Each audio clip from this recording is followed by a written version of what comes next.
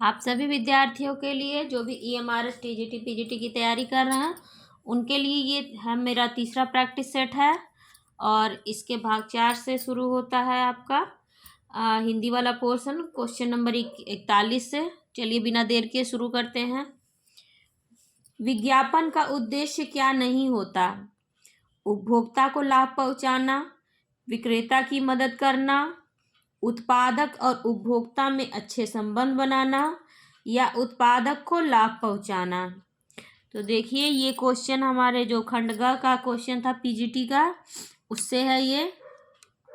तो देखिए विज्ञापन का उद्देश्य उपभोक्ता को लाभ पहुंचाना नहीं होता। ऑप्शन ए सही है, क्योंकि विज्ञापन का उद्देश्य विक्रेता की मदद करना है, उत्पादक और उपभोक्ता में अच्छे संबंध बनाना है और उत्पादक को लाभ पहुंचाना होता है। अपने मुंह मियाँ मिट्ठू बनना लोकोक्ति का अर्थ है अपनी प्रशंसा स्वयं करना, तोते को बोलना सिखाना, अपने को बहुत योग्य समझना या दूसरे की तारीफ करना। तो अपने मुंह मियाँ मिट्ठू का अर्थ होता है अपनी प्रशंसा स्वयं करना। ऑप्शन ए सही है। अद्य आद्य शब्द युग्म का सही अर्थ बताइए। अद्य का अर्थ होता है आज और आद्य का अर्थ होता है प्रथम। ना कहा जाता है ना आद्य गुरु श्री शंकराचार्य, तो आद्य मतलब प्रथम गुरु, इसलिए अद्य का अर्थ होता है आज और आद्य का अर्थ होता है प्रथम। व्यंग्य जीव है कवित्व में कवि शब्द अर्थ गति अंग। व्यंग्य जीव है कवित्व में शब्द अर्थ गति अंग, सोई उत्तम काव्य है वर्ण व्यंग्य प्रसंग। उक्त कथन किस आचार्य का है? देखिए शब्द शक्तियाँ जो मैंने पढ़ाई हुई है उससे है, पर ये वाली परिभाषा शायद मेरे उसमें नोट्स में नहीं है। व्यंग्य जीव है कवित्व में शब्द अर्थ गति अंग, सोई उत्तम काव्य है वर्ण व्यंग्य प्रसंग। उक्त कथन है मम्मट का, भिखारीदास का, कुलपति का या प्रताप शाही का? तो ये कथन है प्रताप शाही का। चलती चाकी देख के दिया कबीरा रोए, दो पाटन के बीच में साबुत बचा न कोय। चलती चाकी देख के दिया कबीरा रोए, दो पाटन के बीच में साबुत बचा न कोय। प्रस्तुत दोहे में प्रयुक्त शब्द शक्ति है अभिधा, लक्षणा, व्यंजना या इनमें से कोई नहीं। तो देखिए ये कबीरदास की पंक्तियां हैं और इसमें व्यंजना शब्द शक्ति है और कबीरदास की ज़्यादातर जितने दोहे मिलेंगे आपको उसमें व्यंजना शब्द शक्ति ही ज़्यादा मिलेंगी। नीचे दिए गए वाक्य का सही वाक्य को पहचानिए। नीचे दिए गए वाक्य के सही वाक्य भेद को पहचानिए। जब तक परीक्षा का दिन नहीं आया था तब तक उसने एक अक्षर नहीं पढ़ा था। सरल वाक्य, आज्ञावाचक वाक्य, मिश्र वाक्य या संयुक्त वाक्य? तो देखिए जब तक परीक्षा का दिन नहीं आया था तब तक उसने, तो जब और तब से ये वाक्य जुड़ा हुआ है और पहला उपवाक्य दूसरे वाक्य से दूसरे उपवाक्य के ऊपर आधारित है यानी आश्रित है, इसलिए ये मिश्र वाक्य का लक्षण है। निश्चय शब्द में कौन सी संधि है? गुण संधि, दीर्घ संधि, यड़ संधि या विसर्ग संधि? तो निह धन चय होता है, तो इसलिए ये विसर्ग संधि है। एक की वर्तनी शुद्ध है अनन्नास, अछौहड़ी, आकस्मिक, आकाल। तो देखिए अनन्नास की वर्तनी यहाँ शुद्ध है, अछौहड़ी नहीं होता अछौहड़ी होता है, आकस्मिक होता है ये क नहीं रहेगा, आधा क नहीं रहेगा, क पूरा रहेगा और स आधा रहेगा। आकाल नहीं होता अकाल होता है। ध का उच्चारण स्थान है ओष्ठ, तालु, कंठ, दंत, तो ध का उच्चारण स्थान दंत होता है।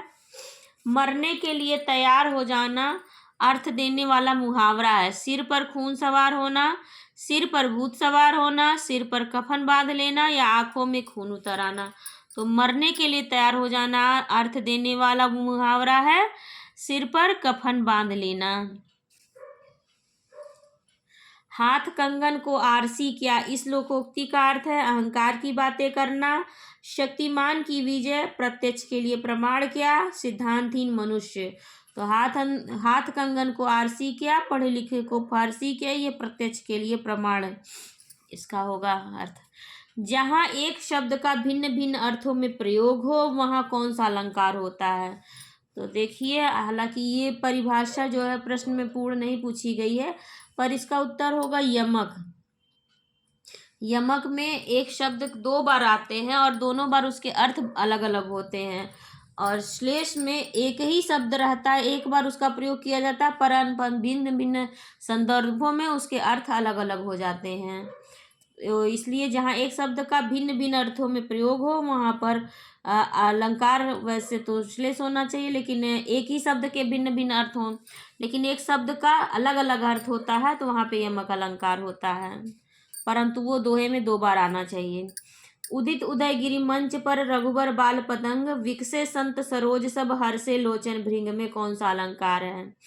श्लेष अलंकार, यमक अलंकार, विप्सा या रूपक? तो देखिए, उदित उदयगिरि मंच पर रघुबर बाल पतंग में रूपक अलंकार है। निम्न विकल्पों में से उस विकल्प का चयन कीजिए जो दिए गए शब्द का विलोम है। व्यवसाय, आलसी, मेहनती या वित्त? दिए गए विकल्पों में से उस विकल्प का चयन कीजिए जो दिए गए शब्द का विलोम शब्द है। तो उद्यमी का विलोम होता है आलसी। निम्नलिखित में से कौन सा शब्द अनेकार्थी नहीं है? अनेकार्थी नहीं है। आयु, पत्र, मान और अंक। तो इसमें आयु अनेकार्थी शब्द नहीं है, बल्कि इसका एक ही अर्थ है। पत्र, अंक और मान के कई अर्थ हैं। अंक का अर्थ होता है, एक तो गणित के अंक हो गए और दूसरा पाठ के अंक होते हैं, मतलब नाटक में अंक होते हैं, प्रथम अंक, द्वितीय अंक, तो ये अंक अनेकार्थी है। पत्र पत्ते को भी कहा जाता है, चिट्ठी को भी कहा जाता है। मान का अर्थ होता है सम्मान, और मान का अर्थ होता है मानना भी होता है, तो ये मान भी, ये सब अनेकार्थी हैं, जबकि आयु के और अर्थ नहीं, आयु का अर्थ आयु ही है। भाग्य का पर्यायवाची नहीं है, प्रारब्ध, नियत, भवितव्य या नियति? तो भाग्य का पर्यायवाची नहीं है, नियत नहीं है। नियत का मतलब होता है इंसान की इच्छा नहीं है। राजभाषा आयोग का गठन किसकी अध्यक्षता में किया गया था? बीजी खेर, आचार्य नरेंद्र देव, पीटी टंडन या मदन मोहन मालवीय? तो राजभाषा आयोग का गठन बीजी खेर के अध्यक्षता में किया गया था। देवनागरी लिपि कैसे लिखी जाती है? दाईं से बाईं ओर, नीचे से ऊपर की ओर, ऊपर से नीचे की ओर, बाईं से दाईं ओर। तो देवनागरी लिपि बाईं से दाईं ओर लिखी जाती है। यहाँ सब लोग लिखते हैं ना, बाईं से दाईं, बाईं से दाईं।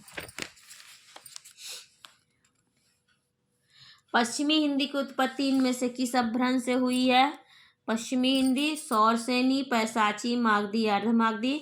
तो सौर, ब्रज, गुजराज, करो खड़े होकर, ये ट्रिक है। तो ये सौरसेनी पश्चिमी हिंदी से विकसित है, सौरसेनी से पश्चिमी हिंदी विकसित है। किले में औरत किस कवि की कविता है? सर्वेश्वर दयाल सक्सेना, पवन करण, रघुवीर सहाय या अरुण कमल? तो किले में औरत ये रघुवीर सहाय की कविता है। किस कविता में शहरी जीवन पद्धति के दम पर कटाक्ष किया गया? अंतःसलीला, कलगी बाजरे की, हरी घास पर क्षण भर या दीप अकेला? तो शहरी जीवन पद्धति पर हरी घास पर क्षण भर में दम किया गया है, अज्ञे जी की कविता है ये। किस कवि की भावनात्मक और विचारात्मक ऊर्जा अनेकानेक कल्पना चित्रों और फैंटेसियों का आकार ग्रहण करती है? देखिए, जहाँ भी फैंटेसी शब्द आपको मिल जाए तो वहाँ पर मुक्ति बोध हो ऑप्शन में, तो आँख मूंद के मुक्ति बोध को आपको लगा देना है। ठीक है, ज़्यादा सोचने विचारने की जरूरत ही नहीं है। तुम्हें सौंपता हूँ किसकी काव्य रचना है? नागार्जुन की, शमशेर की, केदारनाथ अग्रवाल की या त्रिलोचन की? तो तुम्हें सौंपता हूँ ये त्रिलोचन की कविता है। डॉक्टर राम कुमार वर्मा रचित गद्य गीत कौन सा है? भग्नदूत, मौक्तिकमाल, हिमहास या अंतररागिनी? राम कुमार वर्मा द्वारा रचित गद्य गीत है हिमहास। वे धर्म में विशिष्टाद्वैतवादी, विचारों में गांधीवादी और साहित्य में अभिधावादी हैं। यह कथन मैथिली शरण गुप्त के विषय में किसने कहा? डॉक्टर गणपति चंद्र गुप्त ने कहा, डॉक्टर हजारी प्रसाद द्विवेदी, डॉक्टर बच्चन सिंह या डॉक्टर रामचंद्र शुक्ल? तो ये कथन डॉक्टर बच्चन सिंह का है मैथिली शरण के लिए, मैथिली शरण गुप्त के बारे में।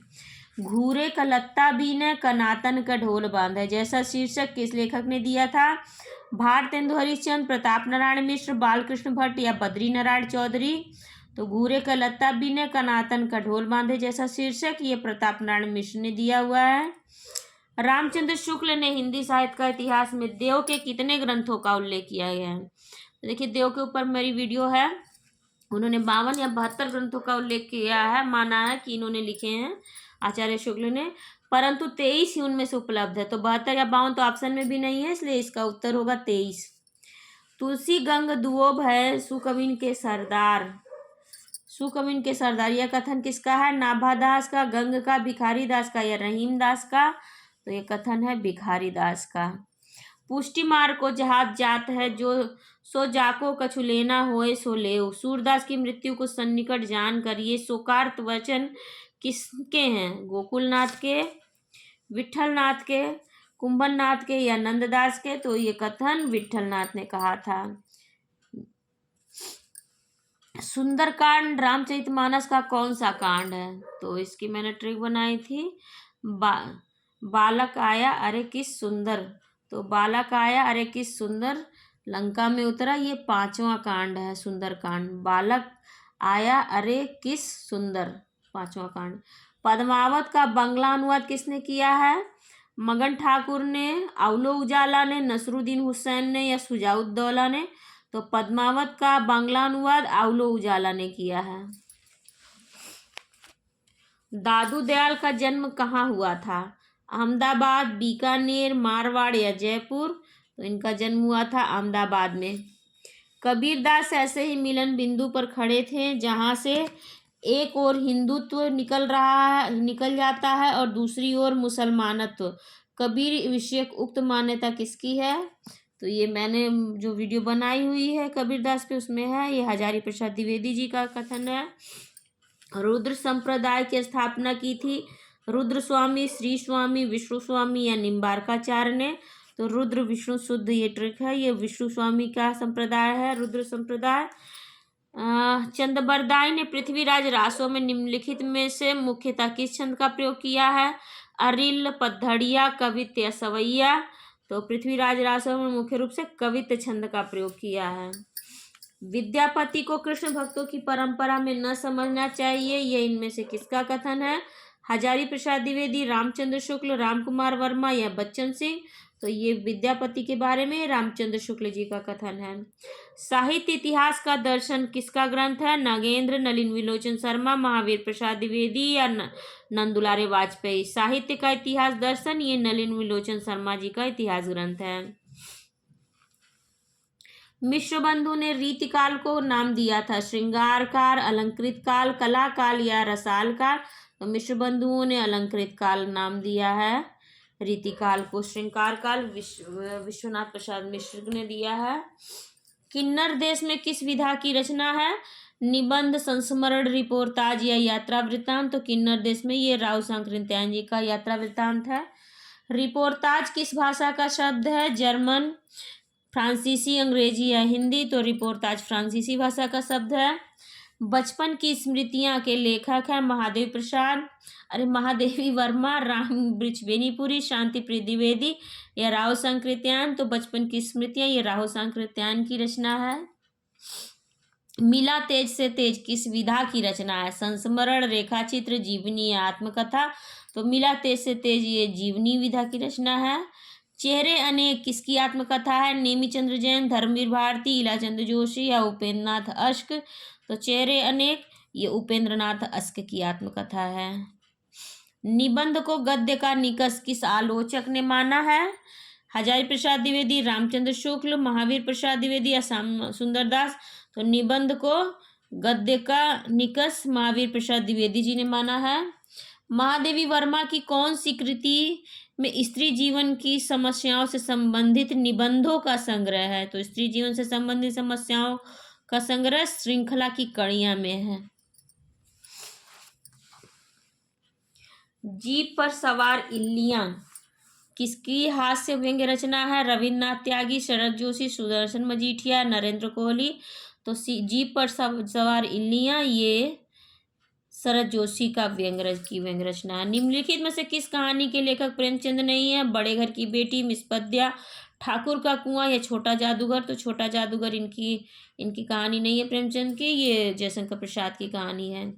निम्न कहानी संग्रह में कौन सा कहानी संग्रह अंगिए का नहीं है? परंपरा, दिवाली, शरणार्थी या अमरवल्लरी? तो अंगिए का कहानी संग्रह दिवाली नहीं है। ताई कहानी के लेखक हैं आचार्य चतुरसेन शास्त्री, सुदर्शन, प्रेमचंद, विश्वंभर नाथ शर्मा। तो ताई कहानी है विश्वंभर नाथ शर्मा जी की। जिहाद कहानी के लेखक हैं शेखर जोशी, अमरकांत, ज्ञान रंजन, गोविंद मिश्र। तो गोविंद मिश्र हैं जिहाद कहानी के लेखक। और जिहाद कहानी के लेखक, जिहाद शीर्षक से प्रेमचंद जी ने भी कहानी लिखी है। जालपा किस उपन्यास की नायिका है? गोदान, रंगभूमि, कर्मभूमि या गबन की? तो जालपा गबन की पात्र है, नायिका है। कौन सा एक उपन्यास पूरी तरह किसान जीवन पर केंद्रित है? सेवा सदन, प्रेमाश्रम, कर्मभूमि या निर्मला? तो प्रेमाश्रम इसमें से पूरी तरह से किसान जीवन पर केंद्रित है। छाया मत छूना मन इस उपन्यास के लेखक हैं हरिसुमन बिष्ट, हिमांशु जोशी, शैलेश मटियानी या सुभाष जोशी। छाया मत छूना मन इस कहानी के लेखक हैं हिमांशु जोशी। तांबे के कीड़े नामक लघु नाटक के लेखक हैं मोहन राकेश, भुवनेश्वर प्रसाद, रामकुमार वर्मा या लक्ष्मी नारायण मिश्र। तांबे के कीड़े ये लघु नाटक भुवनेश्वर प्रसाद जी का है। औरंगजेब की आखिरी रात एकांकी के लेखक हैं राधाचरण गोस्वामी, मुक्तिबोध, अयोध्या सिंह उपाध्याय, हरिऔध, रामकुमार वर्मा। तो औरंगजेब की आखिरी रात रामकुमार वर्मा की एकांकी है। जिन पवन सो चलत तुम लोक वेद की गैल, सो न पाओ या सर धरो जल है जय है मैल। उक्त पंक्तियां हैं कबीर की, रहीम की, भारतेंदु हरिश्चंद्र की या गिरजा कुमार माथुर की? तो ये पंक्तियां भारतेंदु हरिश्चंद्र की हैं। अभिज्ञान शाकुंतलम का हिंदी में प्रसिद्ध अनुवाद किसने किया था? धर्मवीर भारती, प्रभाकर माचवे, सियाराम शरणगुप्त या राजा लक्ष्मण सिंह ने? तो राजा लक्ष्मण सिंह ने किया अभिज्ञान शाकुंतलम का हिंदी में अनुवाद। निम्नलिखित में से किस रचनाकार फोर्ट विलियम कॉलेज से संबद्ध नहीं था? प्रेम सागर, लल्लूलाल, लाल चंद्रिका, रानी केतकी की कहानी या नासिकेतोपाख्यान? तो रानी केतकी की कहानी के रचनाकार हैं इंशाअल्लाह खां और वो फोर्ट विलियम कॉलेज से संबद्ध नहीं थे। राजा भोज का सपना पुस्तक की भाषा क्या है? अवधी, हिंदी उर्दू मिश्रित, अपभ्रंश या ब्रज भाषा? तो राजा भोज का सपना पुस्तक की भाषा है हिंदी उर्दू मिश्रित। भोलानाथ तिवारी ने किस भाषा के अंतर्गत ताजुबेकी तथा निमाड़ी भाषा को स्वीकार किया है? बोला पूर्वी हिंदी, पश्चिमी हिंदी, बिहारी हिंदी या राजस्थानी? तो भोलानाथ तिवारी ने ताजुबेकी तथा निमाड़ी को पश्चिमी हिंदी के अंतर्गत स्वीकार किया है। अब ये अनुच्छेद आ गया, अनुच्छेद पर आधारित प्रश्न। दिए गए सवालों के सही जवाब चुनिए। हरे पौधों में होने वाली प्रकाश संश्लेषण की क्रिया पौधों एवं अन्य जीवित प्राणियों के लिए एक बहुत ही महत्वपूर्ण क्रिया है। इस क्रिया में पौधे सूर्य के प्रकाशीय ऊर्जा को रासायनिक ऊर्जा में परिवर्तित कर देते हैं तथा CO2 पानी जैसे साधारण पदार्थों से जटिल कार्बन यौगिक कार्बोहाइड्रेट्स बन जाते हैं। इन कार्बोहाइड्रेट्स द्वारा ही मनुष्य एवं जीवित प्राणियों को भोजन प्राप्त होता है। इस प्रकार पौधे प्रकाश संश्लेषण की क्रिया द्वारा संपूर्ण प्राणी जगत के लिए भोजन व्यवस्था करते हैं। कार्बोहाइड्रेट्स, प्रोटीन, विटामिन आदि को प्राप्त करने के लिए विभिन्न फसलें उगाई जाती हैं तथा इन सब पदार्थों का निर्माण प्रकाश संश्लेषण द्वारा ही होता है। रबड़, प्लास्टिक, तेल, सेल्यूलोज एवं कई औषधियां भी पौधों में प्रकाश संश्लेषण क्रिया में उत्पन्न होती हैं। हरे वृक्ष प्रकाश संश्लेषण की क्रिया में कार्बन डाइऑक्साइड को लेते हैं और ऑक्सीजन को निकालते हैं। इस प्रकार वातावरण को शुद्ध करते हैं। ऑक्सीजन सभी जंतुओं को सांस लेने के लिए अति आवश्यक है। पर्यावरण के संरक्षण के लिए भी इस क्रिया का बहुत महत्व है। मत्स्य पालन के लिए भी प्रकाश संश्लेषण का बहुत महत्व है। जब प्रकाश संश्लेषण की क्रिया धीमी हो जाती है तो जल में कार्बन डाइऑक्साइड की मात्रा बढ़ जाती है। इस प्रकार 5 cc प्रति लीटर से अधिक होना मत्स्य पालन हेतु हानिकारक है। इस अनुच्छेद के लिए उपयुक्त शीर्षक क्या हो सकता है? कार्बोहाइड्रेट्स की उत्पत्ति, प्रकाशीय ऊर्जा का महत्व, प्राणी जगत की भोजन व्यवस्था या प्रकाश संश्लेषण का महत्व। तो देखिए पूरा ही अनुच्छेद प्रकाश संश्लेषण की क्रिया पर आधारित है, तो इसका सबसे उपयुक्त शीर्षक प्रकाश संश्लेषण का महत्व हो सकता है। प्रकाश संश्लेषण की क्रिया धीमी हो जाने पर पानी में किस रसायन की मात्रा बढ़ जाती है? नाइट्रोजन डाइऑक्साइड की, क्लोरीन की, कार्बन डाइऑक्साइड की, ऑक्सीजन की?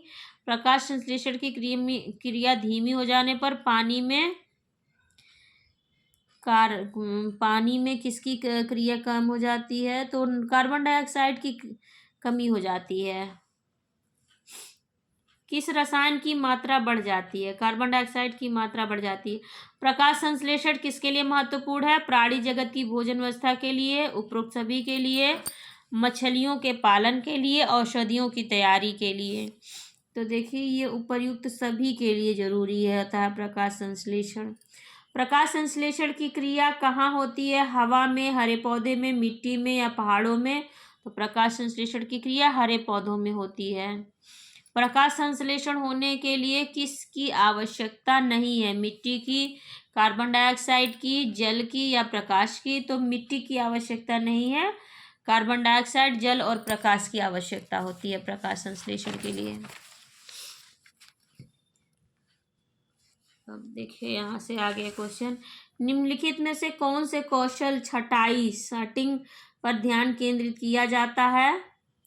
शब्दावली का विकास करने के लिए, श्रवण करना, गायन या चित्रकारी के लिए?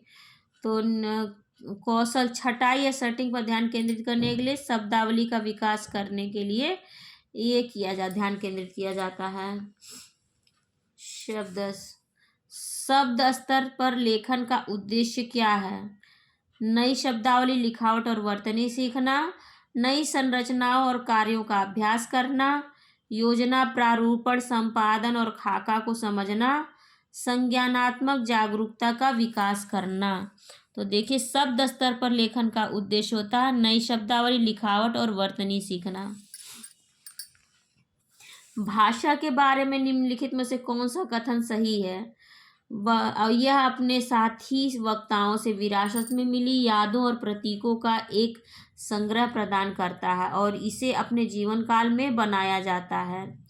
यह अपने साथी वक्ताओं से विरासत में मिली यादों और प्रतीकों का एक संग्रह प्रदान करता है और इसे अपने जीवन काल में बनाया जाता है। इसका देखिए दूसरा, यह एक ऐसा माध्यम है जिससे अधिकांश ज्ञान का निर्माण किया जाता है। तो एक और दो दोनों भाषा के बारे में निम्नलिखित से कौन सा कथन सही है? ठीक है, तो इसमें बोथ होगा, एक और दो दोनों सही है। यह अपने वक्ताओं से विरासत में मिली यादों और प्रतीकों का एक संग्रह प्रदान करता है और इसे अपने जीवन काल में बनाया जाता है और यह एक ऐसा माध्यम है जिससे अधिकांश ज्ञान का निर्माण किया जाता है। उस शब्द को चुने जो दिए गए वाक्य को प्रतिस्थापित कर सकता है। एक बच्चा जिसके माता पिता मर चुके हैं, अनाथ, पोस्टमार्टम, वनस्पति विज्ञान या कृंतक। एक बच्चा जिसके माता पिता मर चुके हैं वो अनाथ है, ऑप्शन ए सही है। निम्नलिखित में से कौन सा कहानी वाली पुस्तकों का उपयोग करने का एक कारण नहीं है? कौन सा कहानी वाली पुस्तकों का उपयोग करने का एक कारण नहीं है? कहानियां कल्पना की कवायद करती हैं, कहानियां वाली पुस्तक बच्चों की अधिगम रणनीतियों का विकास करती हैं, कहानियां प्रेरक, चुनौतीपूर्ण और सुखद होती हैं, कक्षा में कहानियां सुनाना एक राजनीतिक अनुभव है। तो देखिए यही नहीं होगा, राजनीति शब्द आ गया इसलिए यही नहीं होगा ऑप्शन डी, क्योंकि कहानियां से सुनाने से बच्चों की कल्पनाएं बढ़ती हैं, उनमें नैतिकता आदि गुणों का विकास भी होता है। कहानियां प्रेरक भी होती हैं, सुखद भी होती हैं, दुखद भी होती हैं, परंतु राजनीतिक अनुभव नहीं होता है कहानियां सुनाना। पाठ स्तर की लेखन गतिविधि में लेखन के अंतर्गत क्या आता है? पोस्टर, कविता, उपरोक्त दोनों आएंगे लेखन के अंतर्गत, बोथ हैं, ऑप्शन डी में है दोनों। नई शब्दावलियों की शुरुआत करने के लिए तकनीकों का उपयोग करते समय निम्नलिखित में से किस चरण का पालन किया जा सकता है? जैसे कक्षा को दोहराने के लिए कहें, उच्चारण की जांच करें और फिर से शब्द कहें, अलग अलग विद्यार्थियों से शब्द दोहराने के लिए कहें और पूरी कक्षा से फिर से पूछें। नई शब्दावली की शुरुआत करने के लिए तकनीकी का उपयोग करते समय किस चरण का पालन किया जा सकता है? ठीक है, कक्षा को दोहराने के लिए कहें, उच्चारण की जांच करें, फिर से शब्द कहें और अलग अलग विद्यार्थियों से शब्द दोहराने के लिए कहें और पूरी कक्षा से फिर से पूछें। नहीं, इसका ओनली वन होगा, ऑप्शन ए सही होगा, ऑप्शन डी। इसका, क्योंकि अलग अलग बच्चों से दोहराने के लिए कहेंगे, फिर कोई कक्षा में पूछेंगे, ये नहीं होगा। निम्नलिखित में से कौन सा समीक्षा का एक हिस्सा है? पाठ को समीक्षा का सारांशित करना, पाठ को समीक्षा तथा सारांशित करना, और दूसरा है गृह कार्य को सेट करना। निम्नलिखित में कौन सा समीक्षा का एक हिस्सा है? पाठ को समीक्षा तथा सारांशित करना और गृह कार्य को सेट करना। तो उपयुक्त दोनों होगा, बोथ। राष्ट्रीय पाठ्यक्रम संरचना 2005 के अनुसार पर्यावरण विज्ञान पढ़ाने के उद्देश्य क्या हैं? तो देखिए, राष्ट्रीय पाठ्यक्रम संरचना 2005 के अनुसार पूछ रहा है। परिवेश के साथ प्रयोग करना, पर्यावरणात्मक मुद्दों के बारे में जागरूकता पैदा करना, सामाजिक व्यवस्था के बारे में बच्चों को जिज्ञासु बनाने के लिए संज्ञानात्मक क्षमता और संसाधन संपन्नता सृजित करना, अवलोकन और उदाहरण पर आधारित समझ विकसित करना। तो एनसीएफ 2005 के अनुसार परिवेश के साथ प्रयोग करना, ये पर्यावरण विज्ञान पढ़ाने का उद्देश्य है। निम्नलिखित में से मूल्यांकन के किस उदाहरण को खाद्य विषय पर मूल्यांकन करते समय शामिल किया जा सकता है? केवल स्पर्श द्वारा फलों और सब्जियों की पहचान करें। देखिए, मूल्यांकन के किस उदाहरण को खाद्य विषय पर मूल्यांकन करते समय शामिल किया जा सकता है? तो केवल स्पर्श द्वारा फलों और सब्जियों की पहचान करें, खाने की चीज़ों को उसके स्वाद से मिलाएं, पशुओं द्वारा खाए जाने वाले भोजन पर समूह चर्चा करें, और दूध से दही बनने में भिन्नता आजमाना। तो इसमें ये सब होगा, चारों ही होंगे। ऑप्शन डी सही है। NEP 2020 या नेशनल एजुकेशन पॉलिसी 2020 के अनुसार कौन सी कक्षाएं प्रारंभिक चरण को कवर करती हैं? प्रारंभिक चरण को कवर करती हैं कक्षा 6 से 9, कक्षा 3 से 5, कक्षा 6 से 8, कक्षा 1 से 2। तो प्रारंभिक चरण को कक्षा 3 से 5 को कवर करती हैं, 1 से 2 मत समझिएगा। NEP 2020 के अनुसार कौन सी कक्षाएं बुनियादी चरण को कवर करती है? देखिए, 1 से 2 बुनियादी चरण को कवर करेंगी। देखिए, कक्षा 1, 2, या फर्स्ट ऑप्शन है, ऑप्शन बी आंगनवाड़ी, पूर्व विद्यालय, बाल वाटिका। ऑप्शन सी है आंगनवाड़ी, पूर्व विद्यालय, बाल वाटिका, कक्षा 1 से 2, और डी है कक्षा 5 तक। तो ऑप्शन सी यहाँ सही होगा, आंगनवाड़ी, पूर्व विद्यालय, बाल वाटिका और कक्षा 1 से 2। ये बुनियादी चरण है 1 से 2 आंगनवाड़ी से में, और प्रारंभिक चरण 3 से 5 है। नई शिक्षा नीति 2020 को एक नई शैक्षणिक और पाठ्यचर्या संरचना द्वारा प्रतिस्थापित किया गया है। नई पाठ्यचर्या संरचना की किस अनुरूप है? मॉडल पूछ रहा है 3+4+4+5 मॉडल, 5+3+3+4 मॉडल। तो यही है 5+3+3+4 मॉडल पर है ये आधारित नई शिक्षा नीति। राष्ट्रीय शिक्षा नीति 2020 के अनुसार किस आयु वर्ग को स्कूल शिक्षा में शामिल किया जाता है? किस आयु वर्ग को स्कूल शिक्षा? 16 से 18 वर्ष, 3 से 18 वर्ष, 6 से 18 वर्ष, 5 से 18 वर्ष। तो देखिए, इसका उत्तर होगा 3 से 18 वर्ष तक को स्कूली शिक्षा में शामिल किया गया। 3 से जो प्री प्राइमरी यानी आंगनवाड़ी में बच्चे चले जाएंगे। राष्ट्रीय शिक्षा नीति 2020 के पूरे देश के लिए प्राथमिक स्तर पर किस भाषा को निर्देशित करने के माध्यम से प्रस्तावित करती है? हिंदी, अंग्रेजी, संस्कृत या मातृभाषा, घर की भाषा?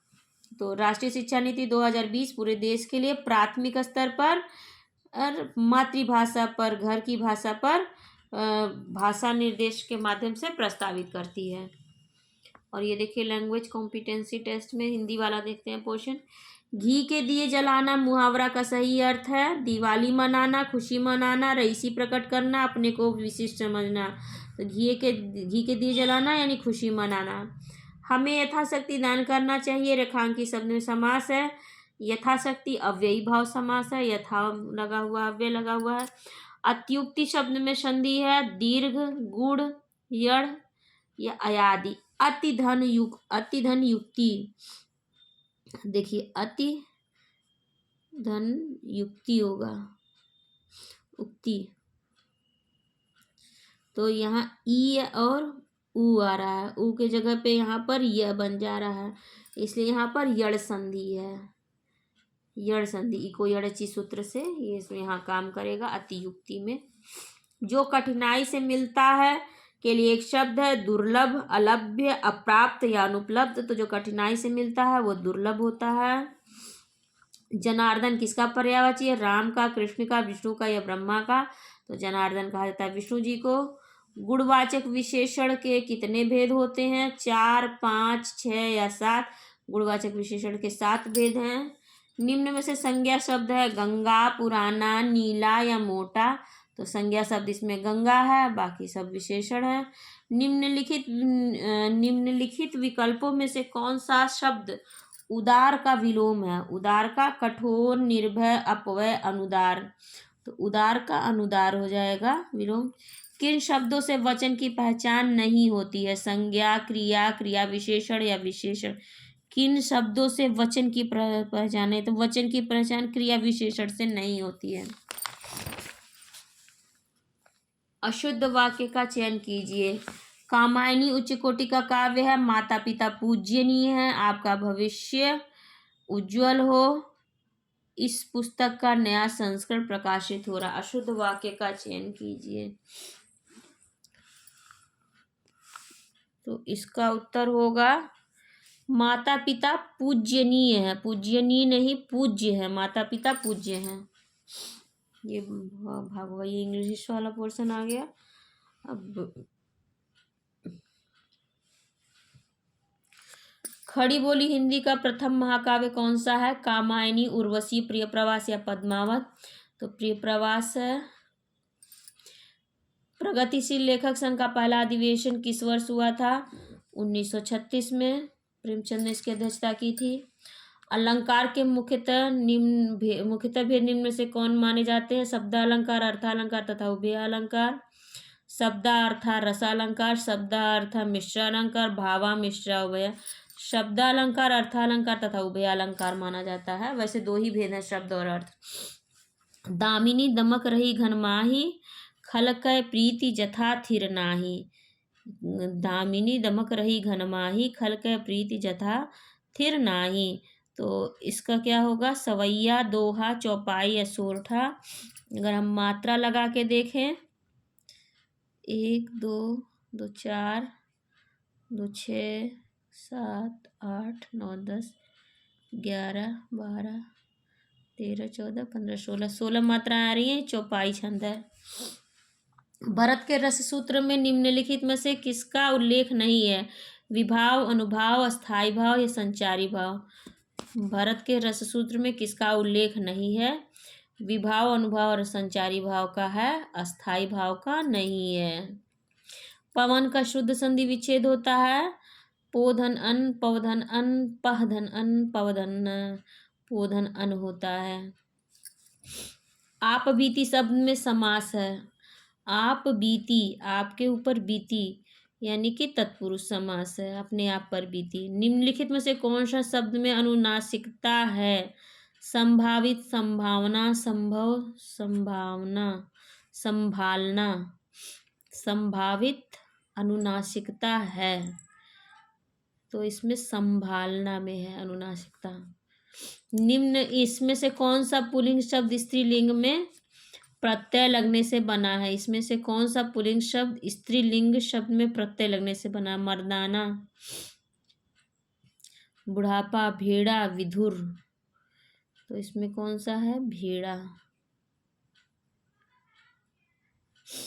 भेड़िया शब्द होता है। इसमें से कौन सा शब्द स्त्रीलिंग की पहचान नहीं करवाता? भाषाएं, देश, बोलियां या नदियां।